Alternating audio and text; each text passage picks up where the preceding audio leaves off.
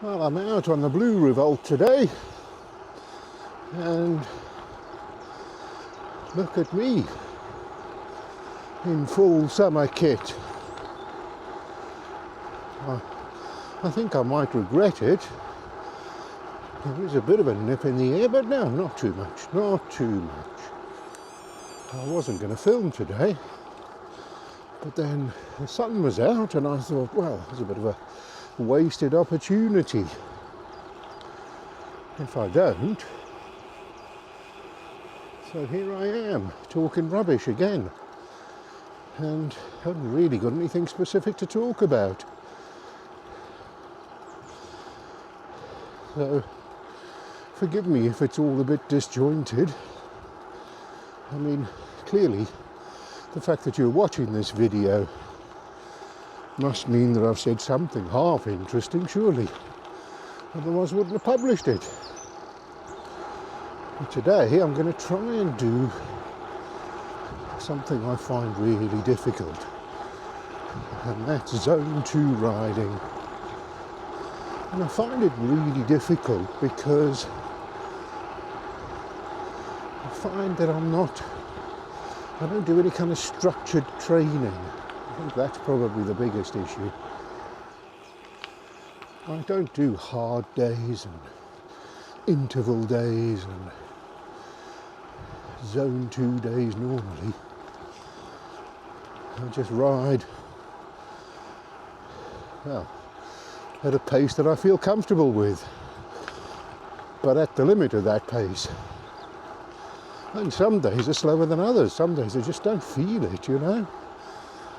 Yesterday, going uphill was a real struggle. So I went as slowly as I could up the hills. But nevertheless, well, so that's wrong actually. I didn't go as slow as I could. I went slower than normal, but still as fast as I felt capable of going up the hill.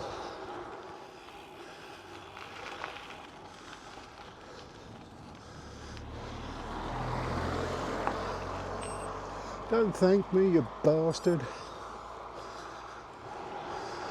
It's something I spoke about in the last video.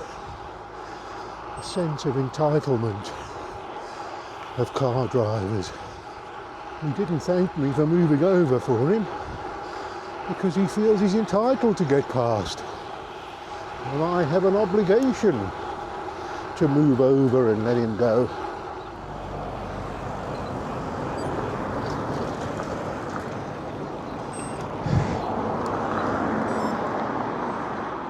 Unbelievable traffic today.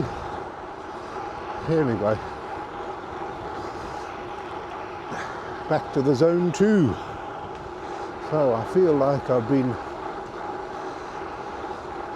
pushing a bit too hard lately because I've got what they call DOMS.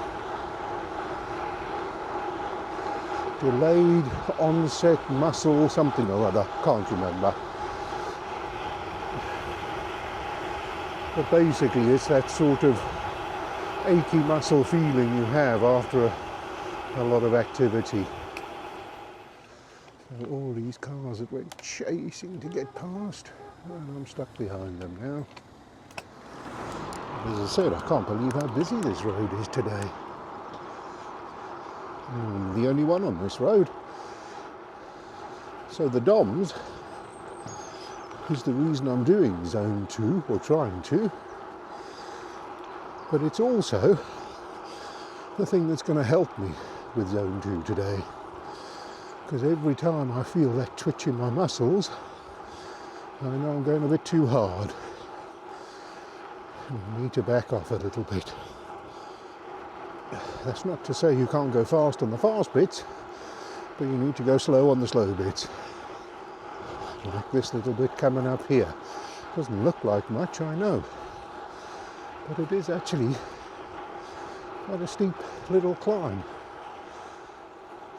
So I'm going to try and keep the route as flat as possible, which is not always easy in South Wales. And as usual, I have an obsession with the seaside, so it seems like a good time to go there. So I'll go down to Porthcawl, which is one of my favourite places in South Wales. I quite like going to Ogmore for a little look at the sea. But that really is a hilly route. There's a lot of climbing involved. Because when you go to Ogmore, you don't ride along the beach, to the side of the beach, you ride along the cliff tops. And it's very scenic and it's a dramatic bit of coastline. But as I said, there's quite a lot of climbing involved, so decided I'd come down here today. And Porthcawl has had a bit of a revival in the last couple of years. It got a lot of bad press, you know. It was considered a bit low rent. Kind of people perceived it as a place where working class people come down from the valleys and stay in a caravan. And then of course, on top of that, the package holiday was the in thing. I was really surprised. I must be honest, it really did take me by surprise. I always heard about package holidays to Spain and places like this, and then people started going further afield, looking for places that were more exotic. And I really thought that British people were going out and broadening their horizons, learning about different cultures and all of this sort of thing. Turns out I was quite wrong. I was talking to some friends and then they said, oh yeah, they're going to Turkey on their holidays. They had looked at Egypt, but then decided that the hotel was nicer in Turkey. And at the time I thought, well, that's a bit odd, because, I mean, you know, as someone who's travelled, I want to see everything. When I go to a new country, new city, you know, the hotel is just somewhere where you put your head at night. And then a bit later I was talking to a colleague and he said he was going to Dubai. And I said, wow, that's great, you know, and it's a lovely place. And I started telling him the things that you could do, and I said a couple of things that you should look out for, and he said, I'm not interested. I won't be leaving the hotel. And I said, what? And he said, no, we're going for a package holiday, all inclusive. Get up in the morning, go down to the pool, sit and drink all day, and go back up in the night. And I was really taken aback. Why would you fly to Dubai for that? You could go to Bournemouth and take a sun lamp. And then the more I spoke to people, the more I realised that's what they do on their holidays, which is why the hotel is the most important thing. And then came the big COVID lockdown and all the travel restrictions. So it became more difficult to go places. So the British seaside had a bit of a revival. People started coming to Porthcawl and Bournemouth. Morning. Oh well, there's somebody else riding in summer kit. I don't feel so silly now. Cold, but not silly. And then people started working from home. They were forced to in a lot of cases. And then they thought, well, if I don't have to live near work, why don't I move to the seaside? So there's been a bit of a property boom over in front of us. is the fair. That's all being taken down next year and replaced with luxury flats, which a lot of people are very annoyed about. They reckon it'll kill Porthcawl. I don't. Because if you come here on a winter's day and the sun's shining, even though the fair is shut, the place is packed. We really do have some of the worst roads in Europe.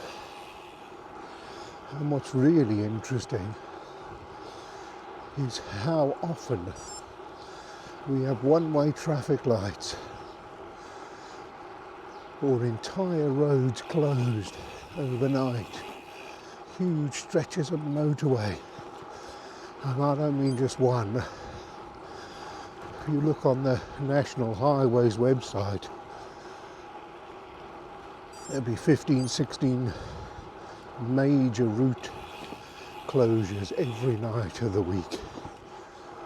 And sometimes they'll go on, close the M4 between two junctions for 5 nights. So it begs the question, what do these roadwork people do all day and all night? Because they're not fixing the roads. The roads are just getting worse and worse. I mean, I wouldn't come down here on a road bike. This is classed as a road. But some of the major roads also, motorways with potholes and bits of subsidence and really quite bad. There's a section of motorway where they put a 50 mile an hour speed limit in because the barriers need replacing. That was 18 months ago. And they haven't even started repairing the barriers. They have resurfaced it though, which is a big bonus. But before the resurfacing, it was like being back in South Africa. I mean, you literally had to drive on the hard shoulder because the road surface was so badly broken. It's interesting, really, isn't it, that we're paying the highest tax we've paid ever before in Britain, and our public services and our roads are worse than they've ever been. It's no coincidence that there are more billionaires in Britain than there ever have been before. Because that's where taxpayers' money goes. People who've got more money than they could ever spend lobby government to privatise everything so that they can make an absolutely obscene profit out of it. Anyway, you didn't tune into this channel for politics, and I apologise for that. I should keep my political views to myself and just concentrate on the cycling. And on that, I feel like my zone 2 ride is going reasonably well today. I haven't tried to push too hard at all. A fairly long hill coming up, but I'll just stay in a low gear and spin all the way. Anyway, I know I've only been talking rubbish and I've got involved in politics, which I shouldn't have done, but nevertheless, if you found it interesting rubbish, then like and subscribe.